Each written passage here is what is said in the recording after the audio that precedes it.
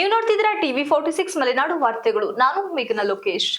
Coffee ಬೆಳೆ ಉತ್ತೇಜನಕ್ಕೆ ಅಗತ್ಯವಿರುವ ಎಲ್ಲಾ ರೀತಿಯ ನೆರವು ಕೇಂದ್ರ ಸರ್ಕಾರದಿಂದ ದೊರೆಯಲಿದೆ ಎಂದು ಕೇಂದ್ರ ಗಣಿ ಮತ್ತು ಬೃಹತ್ ಉಕ್ಕು ಖಾತೆ ಸಚಿವ ಎಚ್.ಡಿ. ಕುಮಾರಸ್ವಾಮಿ ಹೇಳಿದರು. ಕಾಫಿ ಬೆಳೆಗಾರರು ಆಯೋಜಿಸಿದ್ದ ಸಮಾವೇಶದಲ್ಲಿ ಮಾತನಾಡಿದ ಅವರು, ಕಾಫಿ ಬಗ್ಗೆ ಅರಿವಿದೆ. ಕಾಫಿ ಬೆಳೆಯನ್ನು ಮುಕ್ತ ಮಾರುಕಟ್ಟೆಗೆ ತೆರೆದುಕೊಳ್ಳಲು ಎಚ್.ಡಿ. ದೇವೇಗೌಡರ ಶ್ರಮವಿದೆ. ಕಾಫಿ ಬೆಳೆ ಮುಕ್ತ ಮಾರುಕಟ್ಟೆಗೆ ತೆರೆದುಕೊಂಡ ದಿನದಿಂದಲೂ ಬೆಳೆಗಾರರು ಹಲವು ಸಂಕೀರ್ಣ ಸಮಸ್ಯೆಗಳನ್ನು ಎದುರಿಸುತ್ತಿದ್ದು ಕೇಂದ್ರಕ್ಕೆ ಮನವಿ ಸಲ್ಲಿಸುತ್ತಿದ್ದಾರೆ. ಆದರೆ ಸಾಕಷ್ಟು ಸಮಸ್ಯೆಗಳು ಇಂದಿನವರೆಗೂ ಪರಿಹಾರ ದೊರಕಿಲ್ಲ. ಆದರೆ ಬೆಳೆಗಾರರ ಸಾಕಷ್ಟು ಸಮಸ್ಯೆಗಳಿಗೆ ಪ್ರಸಕ್ತ ಸರ್ಕಾರ ಸ್ಪಂದಿಸುತ್ತಿದೆ. ಕಾಡಾನೆ ಸಮಸ್ಯೆ ಪರಿಹಾರಕ್ಕೆ ಸರ್ಕಾರ ಗಂಭೀರವಾಗಿ ಪರಿಗಣಿಸಿದ್ದು, ಶ್ರೀಲಂಕಾ ಮಾದರಿಯಲ್ಲಿ ಸಮಸ್ಯೆ ಪರಿಹಾರಕ್ಕೆ ಯೋಜನೆ ರೂಪಿಸುವ ಬಗ್ಗೆ ಪ್ರಸ್ತಾವನೆ ಇದೆ ಎಂದರು. ಮುಂದಿನ ದಿನಗಳಲ್ಲಿ ರಾಜ್ಯದಲ್ಲಿ ಬಿಜೆಪಿ ಹಾಗೂ ಜೆಡಿಎಸ್ ಸರ್ಕಾರ ಅಧಿಕಾರಕ್ಕೆ ಬಂದರೆ ಬಾಕಿ ಉಳಿದಿರುವ ಹಲವು ಯೋಜನೆಗಳು ಪೂರ್ಣಗೊಳಿಸಲಾಗುವುದು ಎಂದರು. ಒಂದು ಕಾರ್ಯಕ್ರಮವನ್ನು ರೂಪಿಸಬೇಕು ಅಂತಕ್ಕಂಥದ್ದನ್ನ ಈಗಾಗಲೇ ಮನವಿ ಏನಿದೆ ಕೇಂದ್ರ ಸರ್ಕಾರದಲ್ಲಿ ಸ್ವಲ್ಪ ನೆನಗುದಿಗೆ ಬಿದ್ದಿರತಕ್ಕಂಥದ್ದು. ಶ್ರೀಲಂಕಾದಲ್ಲೂ ಇದೇ ರೀತಿಯ ಒಂದು ಆನೆ ಕಾರಿಡಾರ್ನ ಒಂದು ಯೋಜನೆಯನ್ನು ಏನು ಯಶಸ್ವಿಯಾಗಿ ನಿರ್ವಹಣೆ ಮಾಡಿದ್ದಾರೆ. ಇದ್ರ ಬಗ್ಗೆ ಶಾಶ್ವತವಾದಂಥ ಪರಿಹಾರವನ್ನು ತರಲೇಬೇಕಾಗಿದೆ. ಇಲ್ಲದಿದ್ರೆ ನಮ್ಮ ರೈತರ ಬದುಕು ಪ್ರತಿನಿತ್ಯ ಒಂದು ಆತಂಕದಲ್ಲಿ ಬದುಕನ್ನು ನೀವು ಇಲ್ಲಿ ಮಲೆನಾಡು ಪ್ರದೇಶದಲ್ಲಿ ಮಾಡಬೇಕಾದಂಥ ಅನಿವಾರ್ಯ ಪರಿಸ್ಥಿತಿಯಲ್ಲಿ ಇರ್ತೀರಿ. ನಾನು 2ನೇ ಬಾರಿ ಮುಖ್ಯಮಂತ್ರಿ ಆದಾಗ ಈ ಒಂದು ತಡೆಗೋಡೆಗಳನ್ನು ನಿರ್ಮಾಣ ಮಾಡಬೇಕು ಅಂತ ಹೇಳಿ 100 ಕೋಟಿ ಹಣವನ್ನು ಬಿಡುಗಡೆ ಮಾಡಿದ್ದೆ. ನಮ್ಮ ರೈಲ್ವೆ ಟೆಂಡರ್ಗಳ ಮುಖಾಂತರ ಒಂದು ತಡೆಗೋಡೆಗಳನ್ನು ನಿರ್ಮಾಣ ಮಾಡಬೇಕು ಅಂತ. ಅದಾದ ನಂತರ ಯಾರು ಅದ್ರ ಬಗ್ಗೆ ಮುಂದಿನ ದಿನಗಳಲ್ಲಿ ಕ್ರಮ ತೆಗೆದುಕೊಳ್ಳಿಲ್ಲ. ಅದ್ರ ಜೊತೆಯಲ್ಲಿ ನೀವು ಮಳೆಗಾಲದಲ್ಲಿ ಅನುಭವಿಸ್ತಕ್ಕಂಥ ಪರಿಸ್ಥಿತಿಗಳು ನಿಮ್ಮಿಂದಲೇ ಸಹ ಇವತ್ತು ರಾಜ್ಯದ ಹಲವಾರು ಭಾಗದ ಕುಟುಂಬಗಳು ಬದುಕ್ತಾ ಇದ್ರೆ, ಹೇಮಾವತಿ ಜಲಾಶಯಕ್ಕೆ ನೀರು ಬರ್ತಕ್ಕಂಥದ್ದು ಏನಿದೆ, ನೀವು ನಿಮ್ಮ ಒಂದು ತ್ಯಾಗದ ಫಲ ಅದಷ್ಟೇ ಅಲ್ಲ. ಬಹುಶಃ ಇವತ್ತಿನ ಎತ್ತಿನಹೊಳೆ ಯೋಜನೆ, ಬಹುಶಃ ಯೋಜನೆ ಹೆಸರಿನಲ್ಲಿ ಕೆಲವು ರಸ್ತೆಗಳನ್ನು ಅಭಿವೃದ್ಧಿ ಮಾಡ್ಕೊಳ್ಳಿಕ್ಕೆ ಬಹುಶಃ ಅನುಕೂಲಗಳಾಗಿರ್ಬೋದು. ಆ ಎತ್ತಿನಹೊಳೆ ಯೋಜನೆ ಬಂದಂತ ಹಿನ್ನೆಲೆಯಲ್ಲಿ ಅದ್ರ ಬಗ್ಗೆ ನಾನು ಇಲ್ಲಿ ಚರ್ಚೆ ಮಾಡ್ಲಿಕ್ಕೆ ಹೋಗೋದಿಲ್ಲ. ಇವತ್ತು ಪ್ರತಿ ವರ್ಷ ಮಳೆಗಾಲದಲ್ಲಿ ಇತ್ತೀಚೆಗೆ ನೀವು ಅನುಭವಿಸ್ತಕ್ಕಂಥ ಒಂದು ಪರಿಸ್ಥಿತಿಗಳನ್ನು ನಾವು ಕಂಡಿದ್ದೇವೆ. ಇವತ್ತೇನು 18,000 ರೂಪಾಯಿಗಳನ್ನ ಇವತ್ತು ಪರಿಹಾರವನ್ನ ಇವತ್ತು ಕೊಡ್ತಕ್ಕಂಥ ಒಂದು ವ್ಯವಸ್ಥೆಯನ್ನ 36,000 ರೂಪಾಯಿಗಳ ಗರಿಷ್ಠ ಹಣವನ್ನು ಕೊಡ್ತಕ್ಕಂಥದ್ದು ಏನಿದೆ ಅದನ್ನ 50,000ಕ್ಕಾದ್ರೂ ಏರಿಸಬೇಕು ಅಂತಕ್ಕಂಥದ್ದು ನಿಮ್ಮಗಳ ಬೇಡಿಕೆ ಇದೆ ಅಂತಕ್ಕಂಥದ್ದನ್ನು ಗಮನಿಸಿದ್ದೇನೆ.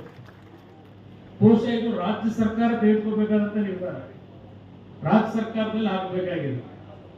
ಆದ್ರೆ ಒಂದು ಮಾತು ಹೇಳಿದ್ದೇವೆ, ಮುಂದೆ ನಿಮ್ಮೆಲ್ಲರ ಆಶೀರ್ವಾದದಲ್ಲಿ ನಮ್ಮ ಮೈತ್ರಿ ಸರ್ಕಾರ ಮುಂದೆ ಈ ರಾಜ್ಯದ ಅಧಿಕಾರಕ್ಕೆ ಬರುತ್ತೆ ಅಂತಕ್ಕಂಥ ನಂಬಿಕೆ ಏನಿದೆ.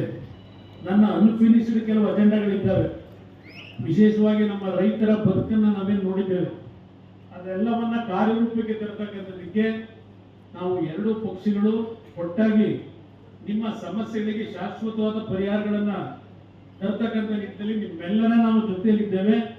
ಇವತ್ತು ಕೇಂದ್ರದಲ್ಲಿ ಈ ಜಿಲ್ಲೆಯ ಒಂದು ಮಣ್ಣಿನಲ್ಲಿ ಹುಟ್ಟಿರ್ತಕ್ಕಂಥ ನನಗೆ ಏನೊಂದು ರಾಜಕೀಯ ಶಕ್ತಿಯನ್ನ ಈ ನಾಡಿನ ಜನತೆ ಕೊಟ್ಟಿದ್ದಾರೆ. ಇವತ್ತು ಗೌರವಾನ್ವಿತ ಪ್ರಧಾನಮಂತ್ರಿಗಳು ನರೇಂದ್ರ ಮೋದಿ ಅವರು ಇವತ್ತು ನಮ್ಮ ತಂದೆಯ ಜೊತೆ ಇರ್ತಕ್ಕಂಥ ಅವರ ಒಂದು ಗೌರವ ಭಾವನೆಗಳ ಹಿನ್ನೆಲೆಯಲ್ಲಿ ನನಗೊಂದು ಅವಕಾಶವನ್ನು ಕಲ್ಪಿಸಿದ್ದಾರೆ ಕೇಂದ್ರದಲ್ಲಿ. ಇವತ್ತು ನರೇಂದ್ರ ಮೋದಿ ಅವರ ಸರ್ಕಾರದಲ್ಲಿ ಮಂತ್ರಿಯಾಗಿ ಕೆಲಸವನ್ನು ಮಾಡತಕ್ಕಂಥ ಒಂದು ಅವಕಾಶ ಏನು ದೊರಕಿದೆ. ಅವರಲ್ಲಿ ಪ್ರತಿನಿತ್ಯ ಈ ದೇಶದ ಒಂದು ಅಭಿವೃದ್ಧಿ, ಈ ದೇಶದ ಒಂದು ವಿಕಸಿತ ಭಾರತವನ್ನ, ಆತ್ಮನಿರ್ಭರ ಭಾರತವನ್ನ ಯಾವ ರೀತಿ ನಿರ್ಮಾಣ ಮಾಡಬೇಕು ಅಂತಕ್ಕಂಥದ್ದು ಪ್ರತಿ ಕ್ಯಾಬಿನೆಟ್ ನಲ್ಲಿ ಚರ್ಚೆ ಮಾಡತಕ್ಕಂಥದ್ದು ಅವರ ಒಂದು ಕನಸೇರಿ ಇಟ್ಕೊಂಡಿದ್ದಾರೆ. ಅದೆಲ್ಲವನ್ನ ಕಾರ್ಯರೂಪ ತರಲಿಕ್ಕೆ ಹಲವಾರು ಮಂತ್ರಿಗಳು ಅವರದೇ ಆದಂತಹ ಕೊಡುಗೆಯನ್ನು ಕೊಡ್ತಿದ್ದಾರೆ. ವಿಶೇಷವಾಗಿ ನಮ್ಮ ಪಿಯೂಷ್ ಗೋಯಲ್ ಅವರು ಈ ವಿಷಯದಲ್ಲಿ ಬಹಳ ಮುಂದಿದ್ದಾರೆ. ಇವತ್ತು ನಮ್ಮ ಸಕಲೇಶ್ಪುರ ಅಷ್ಟೇ ಅಲ್ಲ, ಚಿಕ್ಕಮಗಳೂರು ಮತ್ತು ಮಡಿಕೇರಿಯ ಭಾಗದ ನಮ್ಮ ಹಲವಾರು ಸ್ನೇಹಿತರುಗಳೇನು ಬಂದಿದ್ದೀರಿ, ನಿಮ್ಮ ಈ ಒಂದು ಸಮಸ್ಯೆಗಳ ಬಗ್ಗೆ ಏನೇನು ಚರ್ಚೆ ಮಾಡಿದ್ದಾರೆ ಅದೆಲ್ಲವನ್ನ ಇವತ್ತು ಕಾರ್ಯರೂಪಕ್ಕೆ ತರತಕ್ಕಂಥ ನಿಟ್ಟಿನಲ್ಲಿ ನಿಮಗೆ ಧ್ವನಿಯಾಗಿ ನಾವೆಲ್ಲರೂ ನಿಮ್ಮ ಜೊತೆಯಲ್ಲಿದ್ದೇವೆ, ನಿಮ್ಮ ಕಷ್ಟಗಳಿಗೆ ನಿಮ್ಮ ಜೊತೆಯಲ್ಲಿ ಇರ್ತೀವಿ ಅಂತಕ್ಕಂಥ ಮಾತನ್ನ ಹೇಳಿ ಇವತ್ತು ಇವತ್ತು ದೇಶಕ್ಕೆ ಕೊಡುಗೆ ಕೊಟ್ಟಿರ್ತಕ್ಕಂಥದ್ದು ನಮ್ಮ ಕರ್ನಾಟಕ ರಾಜ್ಯದ ಕಾಫಿ ಬೆಳೆಗಾರರು. ಇಲ್ಲಿ ಹೆಚ್ಚಿನ ಒಂದು ಶೇಕಡಾವಾರು ಇವತ್ತು ಕಾಫಿ ಬೆಳೀತಕ್ಕಂಥವ್ರು ಕರ್ನಾಟಕದಲ್ಲಿ ಇರ್ತಕ್ಕಂಥದ್ದು. ಇವತ್ತು ತಾವು ಒಂದು ಕಡೆ ಇಂಡೋನೇಷಿಯಾ ಅಲ್ಲಿಂದ ಬ್ರೆಜಿಲ್ ಇರ್ಬೋದು, ಮತ್ತೆ ವಿಯೆಟ್ನಾಂನಲ್ಲೂ ಇವತ್ತು ಈಗಾಗಲೇ ಕಾಫಿ ಬೆಳೆಯಲ್ಲಿ ಅವರು 2ನೇ ಸ್ಥಾನದಲ್ಲಿದ್ದಾರೆ ವಿಯೆಟ್ನಾಂ ಅವರು. ಇವತ್ತು ನಾವು 7ನೇ ಸ್ಥಾನದಲ್ಲಿ ಇದ್ದೇವೆ. ಇವತ್ತು ನಿಮ್ಮಗಳ ಒಂದು ದೇಶಕ್ಕೆ ಯಾವ GDP ಬಗ್ಗೆ ಚರ್ಚೆ ಮಾಡ್ತಾ ಇದ್ರು ನಮ್ಮ ಮೋಹನ್ ಕುಮಾರ್ ಅವರು, ಇದೆಲ್ಲವನ್ನ ನಾವು ಕಾರ್ಯರೂಪಕ್ಕೆ ತರತಕ್ಕಂಥದಕ್ಕೆ ಇವತ್ತು ಕೇಂದ್ರ ಸರ್ಕಾರದಿಂದ, ಅದರಲ್ಲೂ ವಿಶೇಷವಾಗಿ ಕಾಫಿ ಬೋರ್ಡ್ನಿಂದ ನಿಮಗೆ ಹೆಚ್ಚಿನ ಒಂದು ಆರ್ಥಿಕ ನೆರವುಗಳು, ನಿಮ್ಮ ಒಂದು ಕಾರ್ಯಕ್ರಮಗಳ ಒಂದು ಉತ್ತೇಜನವನ್ನು ಕೊಡ್ತಕ್ಕಂಥದ್ದಕ್ಕೆ ಉಪಕರಣಗಳನ್ನು ಖರೀದಿ ಮಾಡ್ತಕ್ಕಂಥ ಸಬ್ಸಿಡಿಯ ವ್ಯವಸ್ಥೆ ಅಷ್ಟೇ ಅಲ್ಲ, ಇವತ್ತು ಫರ್ಟಿಲೈಸರ್ಗೂ ಸಹ ನರೇಂದ್ರ ಮೋದಿ ಅವರ ಸರ್ಕಾರದಲ್ಲಿ ಹಲವಾರು ಸಬ್ಸಿಡಿಯ ರೂಪದಲ್ಲಿ ಇವತ್ತೇನು ರೈತರಿಗೆ ಪ್ರೋತ್ಸಾಹವನ್ನು ಕೊಡ್ತಕ್ಕಂಥದ್ರಲ್ಲಿ ಗೌರವಾನ್ವಿತ ಪ್ರಧಾನಮಂತ್ರಿಗಳ ಕೊಡುಗೆ ಏನಿದೆ, ಅವರ ಚಿಂತನೆ ಏನಿದೆ, ಮತ್ತು ಪ್ರಮುಖವಾಗಿ ನಿಮ್ಗೆ ಇರ್ತಕ್ಕಂಥದ್ದು ತೇಜಸ್ವಿ ಸೂರ್ಯ ಅವರು ಹೇಳಿದಂಥ ರೀತಿಯಲ್ಲಿ ಇಲ್ಲಿಯ ಕೂಲಿ ಕಾರ್ಮಿಕರ ವಿಷಯದಲ್ಲಿ ಪ್ರತಿನಿತ್ಯ ನಿಮಗೆ ಆಗ್ತಕ್ಕಂಥ ಒಂದು ಸಮಸ್ಯೆಗಳು. ಯಾಕೆಂದ್ರೆ ಇವತ್ತು ಕೂಲಿ ಕಾರ್ಮಿಕರು ದೊರಕತಕ್ಕಂಥದ್ದು ಕಷ್ಟ. ನಿಮಗೆ ಒಂದು ಕಾಲದಲ್ಲಿ ಇಂಥ ಸಮಸ್ಯೆ ಇರಲಿಲ್ಲ, ಒಂದು ಕಾಲದಲ್ಲಿ ರೇಟ್ ಇರಲಿಲ್ಲ. ಆದರೆ ಇವತ್ತು ಉತ್ತಮವಾದಂಥ ಬೆಳೆ ಇಲ್ಲದೆ ಇದ್ದಂಥ ಸಂದರ್ಭದಲ್ಲೂ ಒಳ್ಳೆಯ ಒಂದು ಬೆಲೆ ದೊರಕ್ತಾ ಇರತಕ್ಕಂಥದ್ದು ಒಂದು ಸ್ವಲ್ಪ ನಮ್ಮ ರೈತರು, ನಮ್ಮ ಕಾಫಿ ಪ್ಲಾಂಟರ್ಸ್ಗಳು ಸ್ವಲ್ಪ ನೆಮ್ಮದಿಯ ಉಸಿರಾಡ್ತಕ್ಕಂಥದ್ದಕ್ಕೆ ಸಾಧ್ಯ ಆಗಿದೆ. ಆದರೆ ಈ ಬಾರಿ ಸ್ವಲ್ಪ ಮಳೆಯ ಅನಾಹುತದಲ್ಲೂ ಪೆಟ್ಟು ಸಹ ತಿಂದಿದ್ದೇವೆ. ನಮ್ಮ ಕಾಫಿ ಪ್ಲಾಂಟರ್ಗಳು ಹೇಗೆ ಅಂದ್ರೆ, ನಿಮ್ಮ ಹವ್ಯಾಸ ದುಡ್ಡು ಬಂದಾಗ ಆರಾಮಾಗಿ ತಾವೆಲ್ಲರೂ ಒಂದು ರೀತಿಯಲ್ಲಿ ಎಲ್ಲರ ಜೊತೆಗೂಡಿ ಆ ಒಂದು ಹಣವನ್ನು ಹಂಚಿಕೊಂಡು ನಿಮ್ಮ ರೀತಿಯಲ್ಲಿ ಜೀವನ ಮಾಡ್ತೀವಿ. ಅದನ್ನು ಕೂಡಿಡ್ತಕ್ಕಂಥ ಒಂದು ವ್ಯವಸ್ಥೆಯನ್ನು ನಮ್ಮ ಕಾಫಿ ಪ್ಲಾಂಟ್ಗಳು ಎಂದೂ ಸಹ ನೀವು ಆ ರೀತಿಯ ಒಂದು ಚಿಂತನೆಯಲ್ಲಿ ಬಂದಂಥವರಲ್ಲ. ಇದ್ದಾಗ ಎಲ್ಲ ರೀತಿಯಲ್ಲಿ ತಾವು ಅದನ್ನು ಎಷ್ಟು ಬೇಗ ಖಾಲಿ ಮಾಡೋದು ಅಂತ ಹೇಳಿ ತಾವು ನಡ್ಕೊಳ್ತಕ್ಕಂಥದ್ದೇನಿದೆ. ಆಮೇಲೆ ಸಮಸ್ಯೆಗಳಾದಾಗ ಯಾವ ಒಂದು ನೋವಿನಲ್ಲಿ ನೀವು ಇರ್ತೀರಿ ಅಂತಕ್ಕಂಥದ್ದು, ಇದೆಲ್ಲದರ ಅನುಭವ ನಾನು ಕಾಫಿ ಪ್ಲಾಂಟರ್ ಆಗದೇ ಇದ್ರು ನಿಮ್ಮ ಜೊತೆಗೂಡಿ ನಿಮ್ಮ ಜೊತೆಯಲ್ಲಿ ನೀವು ಹಲವಾರು ಬಾರಿ ಬೆರೆತಿದ್ದೇನೆ, ನಿಮ್ಮ ಸಮಸ್ಯೆಗಳನ್ನು ಅರ್ಥಕೊಂಡಿದ್ದೇವೆ. ನಾನು ನಮ್ಮ ಪಿಯೂಷ್ ಗೋಯಲ್ ಅವರು ನಿಮ್ಮ ಕಷ್ಟಗಳಿಗೆ ಪರಿಹಾರ ತರ್ತಕ್ಕಂಥ ನಿಟ್ಟಿನಲ್ಲಿ ನಿಮ್ಮ ಜೊತೆಯಲ್ಲಿದ್ದೇವೆ. ಕೇಂದ್ರ ಸರ್ಕಾರ ನಿಮ್ಮ ಜೊತೆಯಲ್ಲಿದೆ. ಯಾವುದೇ ರೀತಿಯ ಆತಂಕಗಳು ಬೇಡ ಅಂತಕ್ಕಂಥ ಮಾತನ್ನು ಹೇಳಿ ನಿಮ್ಮೆಲ್ಲರಿಗೆ ಒಂದ್ಸಿ ನನ್ನ ಎಡಮಾತು ಮುಗಿಸ್ತೇನೆ. ಜೈ ಜೈ ಕರ್ನಾಟಕ. ಕೇಂದ್ರ ವಾಣಿಜ್ಯ ಸಚಿವ ಪಿಯೂಷ್ ಗೋಯಲ್ ಮಾತನಾಡಿ, ಕಾಫಿ ಬೆಳೆಗಾರರು ಎದುರಿಸುತ್ತಿರುವ ಪ್ರತಿ ಸಮಸ್ಯೆಯನ್ನು ಬಗೆಹರಿಸುವ ನಿಟ್ಟಿನಲ್ಲಿ ಪ್ರಾಮಾಣಿಕ ಪ್ರಯತ್ನ ನಡೆಸಲಾಗುವುದು ಎಂದ ಅವರು, ಕಾಫಿ ಹೊಸ ಚಿನ್ನದ ಬೆಳೆಯಾಗಿ ಗೋಚರಿಸುತ್ತಿದೆ. ಕಾಫಿ ಬೆಳೆಯಿಂದ ಸುಮಾರು 10,000 ಕೋಟಿ ಆದಾಯ ಕೇಂದ್ರ ಸರ್ಕಾರಕ್ಕೆ ಬರುತ್ತಿದೆ. ಬ್ರಿಟಿಷರು ಟೀಯನ್ನು ಮಾರುಕಟ್ಟೆ ಸೃಷ್ಟಿಸಲು ಉಚಿತವಾಗಿ ಹಂಚುತ್ತಿದ್ದರು. ಇಂತಹ ಪ್ರಯತ್ನಗಳು ಕಾಫಿ ಬೆಳೆಯುವವರಿಂದ ನಡೆಯಬೇಕು. ನಿರಂತರ ಸಂಶೋಧನೆಯನ್ನು ನಡೆಸುವ ಮೂಲಕ ಪ್ರಪಂಚದಲ್ಲೇ ಉತ್ತಮ ಕಾಫಿ ನಮ್ಮದಾಗಬೇಕು ಎಂದರು. ಸ್ಥಗಿತಗೊಂಡಿರುವ ಇಂಟಿಗ್ರೇಟೆಡ್ ಡೆವಲಪ್ಮೆಂಟ್ ಯೋಜನೆ ಮರು ಆರಂಭಿಸಲಿದ್ದೇವೆ ಎಂದರು. ಸಬ್ಸಿಡಿಗಾಗಿ 100 ಕೋಟಿ ಅನುದಾನದ ಬೇಡಿಕೆ ಇದ್ದು, ಹಣಕಾಸು ಮಂತ್ರಿಗಳೊಂದಿಗೆ ಚರ್ಚಿಸಿ ಅನುದಾನ ಬಿಡುಗಡೆಗೊಳಿಸಲಿದ್ದೇವೆ. ಕಾಡಾನೆ ಸಮಸ್ಯೆಗೆ ಉಪಗ್ರಹದ ಸಹಾಯ ಪಡೆದು ಆನೆ ತಜ್ಞ ಸುರೇಂದ್ರ ವರ್ಮಾ ನೇತೃತ್ವದಲ್ಲಿ ಸಮಿತಿ ರಚಿಸಿ ಕಾಡಾನೆ ಸಮಸ್ಯೆ ಪರಿಹಾರಕ್ಕೆ ಪ್ರಯತ್ನಿಸಲಾಗುವುದು. ಹೆಚ್ಚಿನ ಬೆಳೆಗಾರರು ಕೆನರಾ ಬ್ಯಾಂಕ್ನಲ್ಲಿ ಸಾಲ ಮಾಡಿದ್ದು, ಸಾಲ ಸುಸ್ತಿರದಾರರ ಸಹಾಯಕ್ಕಾಗಿ ಡಿಸೆಂಬರ್ 26, 27ರಂದು ಕಾಫಿ ಬೆಳೆಯುವ ಜಿಲ್ಲೆಗಳಾದ ಹಾಸನ, ಚಿಕ್ಕಮಗಳೂರು ಹಾಗೂ ಕೊಡಗಿನಲ್ಲಿ ಲೋಕ ಅದಾಲತ್ ನಡೆಸಲು ಸೂಚಿಸಿದ್ದು, ಇದರ ಉಪಯೋಗವನ್ನು ಪಡೆದುಕೊಳ್ಳಬೇಕು ಎಂದರು. Funding, I already told you, will make sure that between current year and next year. In fact, just for everybody's knowledge, in the last 5 years, we have increased the subsidy amount by 150%. In the year 1920, it was 38 crores of subsidy, and in the current year, it has gone up to 95 crores.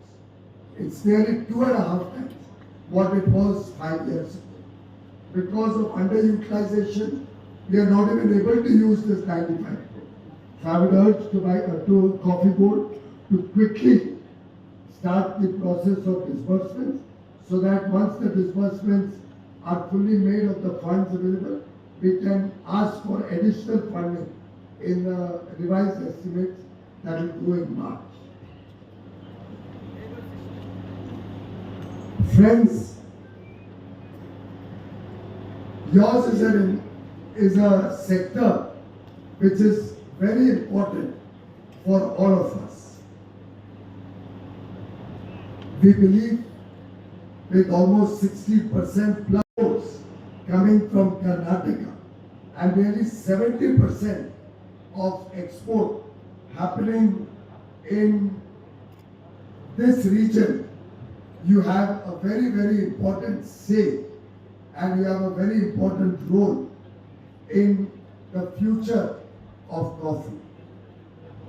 Therefore, I would like to urge you to look at processing this coffee, to look at adding value to this coffee, to branding this coffee. Coffee produced in Karnataka normally gets a premium. Coffee from Coorg, coffee from Chikmagalur, from Baba Budangiris. You have two specialty coffees, Monsoon Malabar and Monsoon Malabar Arabica and Monsoon Malabar Robusta. Now all of these can become even bigger international brands. I would urge that using the cooperative or FPO model, encouraging our youngsters to go in for startups, reducing the cost of labor, particularly the illegal labor that Tejasvi was just mentioning, through mechanization.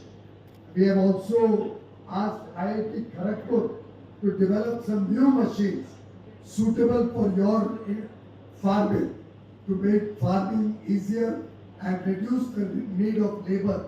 IIT Kharagpur is trying to develop new machines.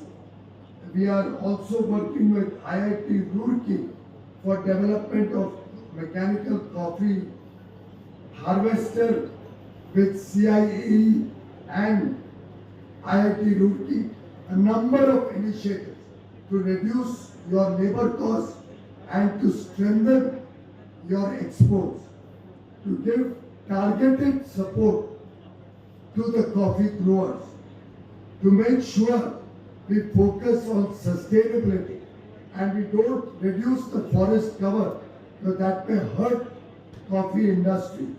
It is important that you and we work as a team. We work for higher quality coffee. We work to make our coffee the gold standard in the world, and together make sure, just like Girijan Cooperative Cooperation, which has developed Araku coffee, we make all the coffees of Karnataka world-class and world-known brands. In Karnataka's hills, where coffee trees sway, growers craft dreams in beans every day.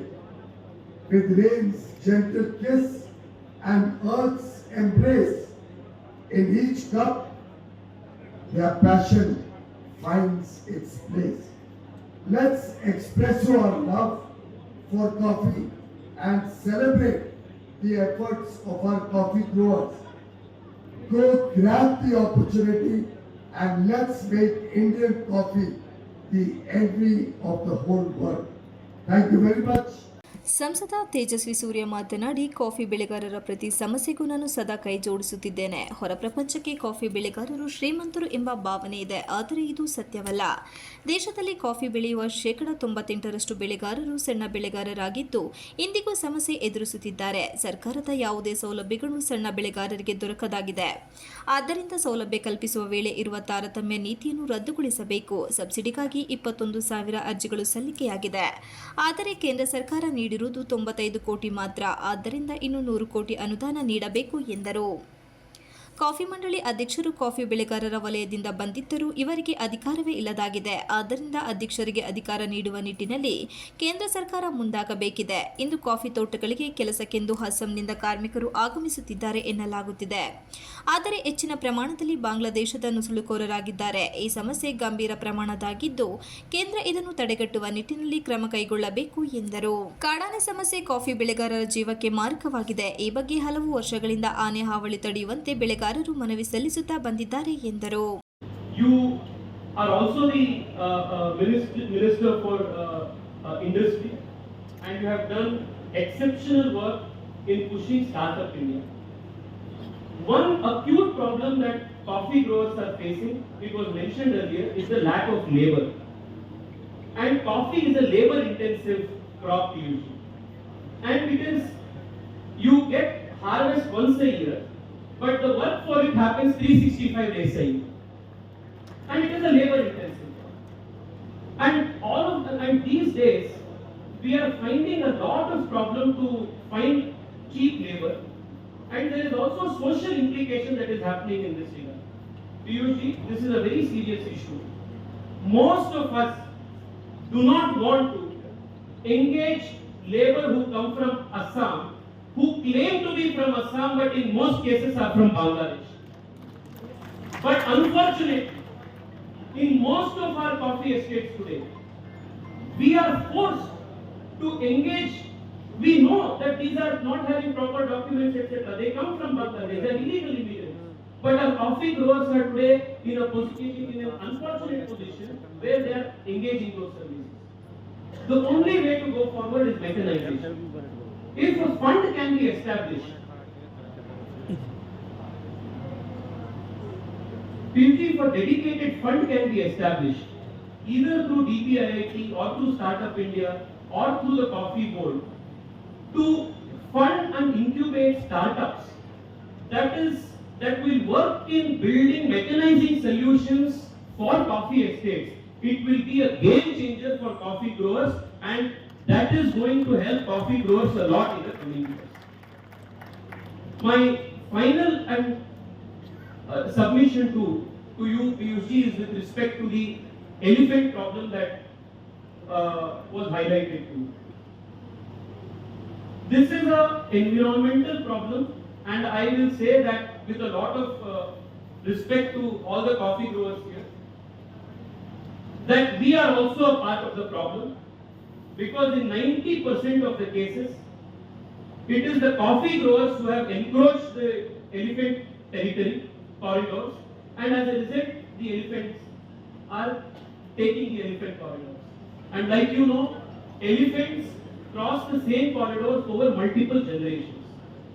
One solution that we are trying to do in different parts of Karnataka and some in Assam also, PUG, is a study is being made through drones to understand the historic pattern of elephant movement.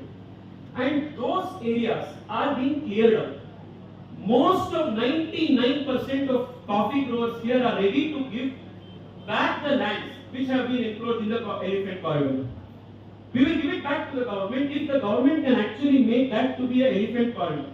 Because it is not only loss of crops, it is also loss of life. So if some effort can be made with the Coffee Board taking the lead to identify the elephant corridor that overlaps the coffee plantation, some compensation can be given to the farmers or the coffee growers in those areas, and maybe a permanent solution to this can be considered, PUG. These are the ಕ್ಷೇತ್ರದ ಶಾಸಕ cement Manjunath ಮಾತನಾಡಿ, ಇತ್ತೀಚಿನ ವರ್ಷಗಳಲ್ಲಿ ಹವಾಮಾನ ವೈಪರೀತ್ಯದಿಂದ coffee ಬೆಳೆಗೆ ಮಾರಕವಾಗಿ ಪರಿಣಮಿಸಿದೆ. ಹಲವು ಸಮಸ್ಯೆಗಳ ಸುಳಿಯ ಮಧ್ಯೆ ಅನಿವಾರ್ಯವಾಗಿ ಕಾಫಿ ಬೆಳೆಯಲಾಗುತ್ತಿದೆ. ಈ ಬಾರಿ ಕಾಫಿಗೆ ಬೆಲೆ ಇದೆ, ಆದರೆ ಅತಿಯಾದ ಮಳೆಯಿಂದಾಗಿ ಇಳುವರಿ ಕಡಿಮೆಯಾಗಿದೆ. ಆದ್ದರಿಂದ ಕಾಫಿ ಬೆಳೆ ಉಳಿಸಲು ಕೇಂದ್ರ ಸರ್ಕಾರ ಪ್ಯಾಕೇಜ್ ಘೋಷಿಸಬೇಕು ಎಂದರು. ಬೆಳೆಗಾರರ ಸಮಸ್ಯೆಗಳಿಗೆ ಪರಿಹಾರ ಮಾಡಿಕೊಡಬೇಕು.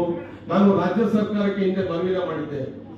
ಬೆಳೆಗಾರರಿಗೆ ಪಂಪ್ ಸೆಟ್ಗೆ ಇರ್ತಕ್ಕಂಥ ಬಡ್ಡಿ ಮತ್ತು ಸುಸ್ತಿ ಬಡ್ಡಿಯನ್ನ ಮನಾ ಮಾಡಬೇಕು ಅಂತಕ್ಕಂಥ ಮುಖ್ಯಮಂತ್ರಿ ಮನವಿಯನ್ನ ಮಾಡಿದ್ದೆ. ಮಾಡ್ತೀವಿ ಅಂತಕ್ಕಂಥ ಹಾಸನ ಕೆಡಿಪಿ ಮೀಟಿಂಗ್ ಅಲ್ಲಿ ಮಾತು ಕೊಟ್ಟಿದ್ರು, ಬಟ್ ಇನ್ನೂ ಕೂಡ ಆಗಿಲ್ಲ.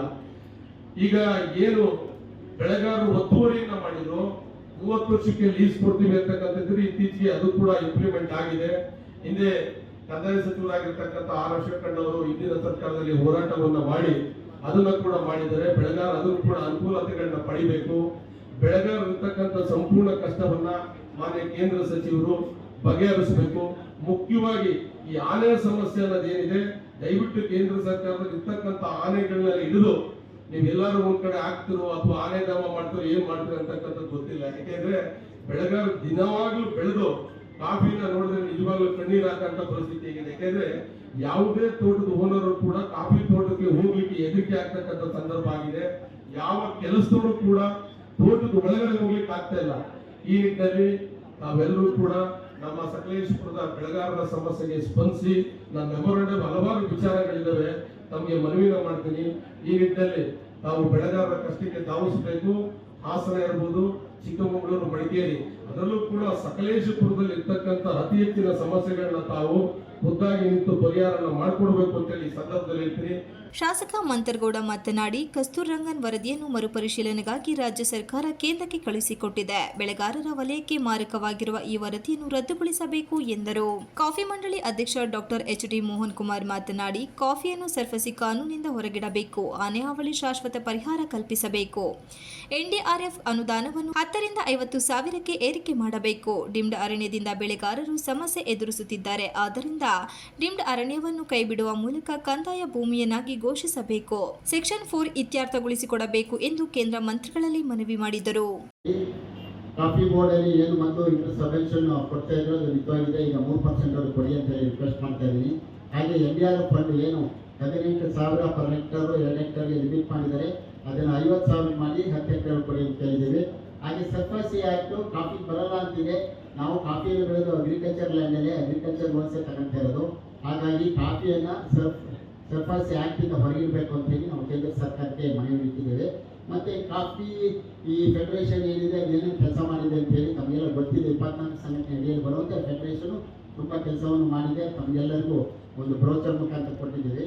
ಇದು ನಾವು ಕೇಂದ್ರ ಸರ್ಕಾರಕ್ಕೆ ಮನವಿ ಮಾಡಿದಂಥ ವಿಚಾರ. ಹಾಗೆ ರಾಜ್ಯ ಸರ್ಕಾರಕ್ಕೆ ಈಗಾಗಲೇ ನಮ್ಮ ಉಪ ಅಧ್ಯಕ್ಷರು KGFನವರು ಹೇಳಿದರು ಆನೆ ಹಾವಳಿ ಬಗ್ಗೆ. ಆನೆಯನ್ನು ಕಾಫಿ ತೋಟದಿಂದ ಹೊರಗಿಡಬೇಕು ಅಂತ ಹಿಂದಿನಿಂದ ನಮ್ಮ ಬೇಡಿಕೆ ಇದೆ. ಆದರೆ ಇದುವರೆಗೂ ಆನೆಗಳ ಸಂಖ್ಯೆ 30 ಇದ್ದಿದ್ದು ಇವತ್ತು 100 ಆಗಿದೆ. ಆನೆಗಳಿಂದ ನಮಗೆ ಸಾವು ನೋವು ಬೆಳೆಗಾರರಾಗಿರ್ಬೋದು, ಕಾರ್ಮಿಕರಾಗಿರ್ಬೋದು, ಅವರಿಗೆ ತಿಳ್ಕೊಂಡಿದ್ದಾರೆ. ಅದ್ರ ಜೊತೆಗೆ ನಮಗೆ ಕಾಫಿಯನ್ನು ಕುಯ್ಯಲಿಕ್ಕೆ ಆಗ್ತಾ ಇಲ್ಲ. ಇವತ್ತು ಏನು ಕಾಫಿಗೆ ರೇಟ್ ಇದೆ ಅದರಿಂದ ನಾವು ಕಾಫಿಯನ್ನು ಕುಯ್ಯಕ್ಕೆ ಆಗ್ತಾರೆ ಆನೆಗಳ ಹಾವಳಿಯಿಂದ ಬಾರಿ ತತ್ತರಿಸ್ತಾ ಇದ್ದೇವೆ. ಹಾಗಾಗಿ ಆನೆಯಿಂದ ನಮಗೆ ಶಾಶ್ವತ ಪರಿಹಾರ ಬೇಕು. ನಾವು ಪರಿಹಾರಕ್ಕೆ ಕೆಲವು ಸೂಚನೆಗಳನ್ನು ಕೊಟ್ಟಿದ್ದೇವೆ. ಇವಾಗ ನಮ್ಮ ಹೆತ್ತೂರು ಗ್ರಾಮದಲ್ಲಿ ಕಾಡಿನಂಚಿನಲ್ಲಿರುವಂಥ ಒಂದು 3,000 ಎಕರೆ ಇದೆ. ಅದನ್ನು ಸರ್ಕಾರ ತೆಗೆದುಕೊಂಡು ಅದನ್ನು ಕಾಡು ಮಾಡ್ಕೊಂಡು ಅದ್ರ ಜೊತೆಗೆ ಆನೆಗಳ ಸಾಕಲಿಕ್ಕೆ ಆನೆಗಮ ಮಾಡಿದರೆ ಅನುಕೂಲ ಆಗುತ್ತೆ ಅಂತೇಳಿ ನಾವು ಸಲಹೆಯನ್ನು ಕೊಟ್ಟಿದ್ದೇವೆ. ಹಾಗೆ ಅರಣ್ಯಕ್ಕೆ ಸೀಮಿತವಾದ ಸಮಸ್ಯೆ ಅಂತ ಹೇಳಿದರೆ ಡೀಮ್ಡ್ ಫಾರೆಸ್ಟು ಏನು ನಮ್ಮ ರೆವಿನ್ಯೂ ಲ್ಯಾಂಡ್ ಇದೆ ಅದು ಅರಣ್ಯಕ್ಕೆ ತಗೊಂಡೋದು ಡೀಮ್ಡ್ ಫಾರೆಸ್ಟ್ ಮಾಡಿದ್ದಾರೆ. ಅದರಲ್ಲಿ ನಮ್ಮ ಕಾಫಿ ತೋಟಗಳಿದೆ ಮತ್ತು ನಮ್ಮ ರೈತರ ಜಮೀನುಗಳಿದೆ. ಸೊ ಅದನ್ನು ಡೀಮ್ಡ್ ಫಾರೆಸ್ಟ್ ಅಂತ ಏನು ಮಾಡಿದರೆ ಅದನ್ನು ಮತ್ತೆ ಪುನಃ ರೆವಿನ್ಯೂಗೆ ತಗೊಂಡು ಅದನ್ನು ರೈತರಿಗೆ ಅನುಕೂಲ ಮಾಡಿಕೊಡ್ಬೇಕು ಅಂತೇಳಿ ನಾವು ರಾಜ್ಯ ಸರ್ಕಾರಕ್ಕೆ ಕೇಳ್ತಾ ಇದ್ದೇವೆ. ಮತ್ತು ಈಗ ಕೊನೆಯದಾಗಿ ಇನ್ನೊಂದು ಸೆಕ್ಷನ್ 4 ಅಂತೇಳಿ, ಸೆಕ್ಷನ್ 4ಅಲ್ಲಿ ಸುಮಾರು ವರ್ಷದಿಂದ ನಮ್ಮ ರೈತರು ಅಲ್ಲಿ ಅವರ ಒಂದು ಬೆಳೆಗಳನ್ನು ಬೆಳ್ಕೊಂಡು ಮನೆಗಳನ್ನು ಮಾಡ್ಕೊಂಡಿದ್ದಾರೆ. ಆದರೆ ಸೆಕ್ಷನ್ 4 ಹೋಗಿ ಮತ್ತು ಸೆಕ್ಷನ್ 17 ಆದರೆ ಮತ್ತು ಅದು ಕಾಡಿಗೆ ಸೇರ್ಕೊಂಡ್ಬಿಡುತ್ತೆ. ಆದ್ದರಿಂದ ಅದರದ್ದು ಸಮಸ್ಯೆಯನ್ನು ಅರಣ್ಯ ಇಲಾಖೆಯಿಂದ ಪರಿಹಾರ ಮಾಡಿಕೊಡ್ಬೇಕು.